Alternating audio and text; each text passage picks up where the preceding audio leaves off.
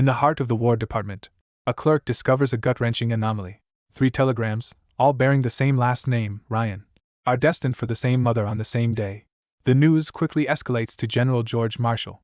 He learns there's a 4th brother, James, a paratrooper dropped somewhere deep behind enemy lines in Normandy. His status, unknown. Marshall's advisors argue against a rescue mission, calling it a suicide run into swarms of German reinforcements. But the general recalls a letter written by Abraham Lincoln years ago. Feel how weak and fruitless must be any words of mine that would attempt to beguile you from the grief of a loss so overwhelming. He makes a decision. They are going to find him.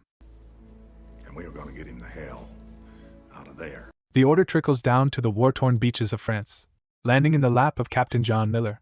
His mission: take a squad, find one man in the chaos, and bring him home. Finding this paratrooper is described as finding a needle in a stack of needles.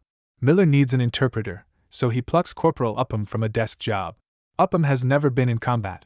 He makes maps and translates. Miller doesn't care. His 2 guys were just killed. As the squad moves out, the absurdity of the mission sinks in. Private Reiben is the first to voice his dissent. Just to save one guy. The men argue about the chain of command and the logic of their orders. Captain Miller shuts down the debate with cold, military logic. Gripes go up, not down.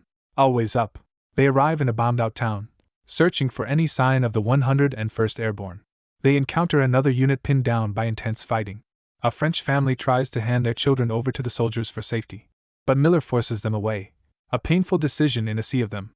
The battle erupts, and a sniper traps them. In the chaos, one of Miller's men, Caparzo, is hit. He bleeds out while holding a letter to his father, unable to be saved. The first casualty of the rescue mission weighs heavily on them all.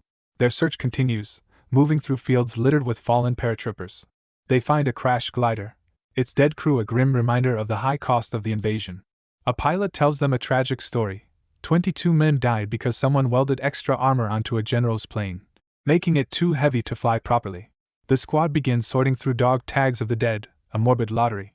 Reiben finds a soldier with the name Ryan, and for a moment, they think their search is over.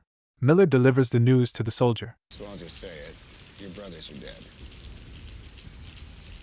We have orders to... The soldier breaks down, crying that his brothers are still in grammar school.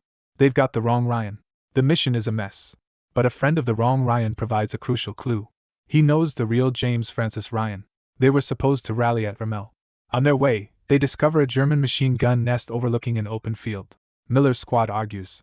Their mission is to find Ryan, not engage every enemy they see. But Miller knows they can't just leave it for the next company to walk into. Sir, our objective is to win the war. They assault the position. It's a brutal, close-quarters fight. They succeed, but at a terrible price. Their medic, Wade, is fatally wounded. He dies slowly, calling for his mother as the men watch, helpless. They capture a lone German soldier, the one who shot Wade. The men want to execute him on the spot, but Upham, the translator, insists on following the rules of war. Miller decides to let the German go, ordering him to walk until he surrenders to the next Allied patrol. This decision shatters the squad's morale. Reiben declares he's quitting. A tense standoff ensues between him and Sergeant Horvath. To stop the fight, Captain Miller finally reveals a piece of himself he's kept hidden. I'm a school teacher.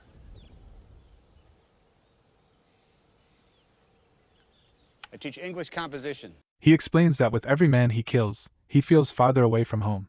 Saving Ryan is his one chance to earn the right to go back to his wife. The confession shocks the men into silence. Reiben decides to stay. Finally, they reach Ramel and find a small group of paratroopers preparing to defend a key bridge. And there he is, Private James Francis Ryan. Miller informs him of his brother's deaths and his orders to go home. But Ryan refuses to leave. He won't abandon his post or the men he's fighting with. And I was with the only brothers that I have left. And there's no way I was going to desert them. Faced with this impossible choice, Miller makes a new command decision. He and his squad will stay and help defend the bridge. They prepare for the inevitable German assault, making sticky bombs from socks and explosives. As they wait, the soldiers share stories, a final moment of peace before the storm.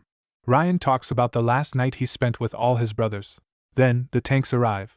The battle for the bridge is a desperate, bloody affair. Men fall one by one. Jackson, the sniper, is taken out by a tank shell. Horvath is hit and dies by his captain's side. Upham, paralyzed by fear, fails to deliver ammunition, leading to another soldier's death. He watches as the same German soldier Miller spared earlier slowly kills Mellish. With the bridge about to be overrun, Miller tries to blow it himself. but he's shot and mortally wounded. Just as a tank bears down on him, an American P-51 Mustang roars overhead, destroying it. Reinforcements have arrived. The bridge is held. Ryan rushes to Miller's side. With his last breath, the captain looks at the young man they sacrificed everything for. Years later, an elderly James Ryan stands in the Normandy American cemetery. He's in front of Captain Miller's grave, his family with him. He hopes that in their eyes, he's earned the life that Miller saved.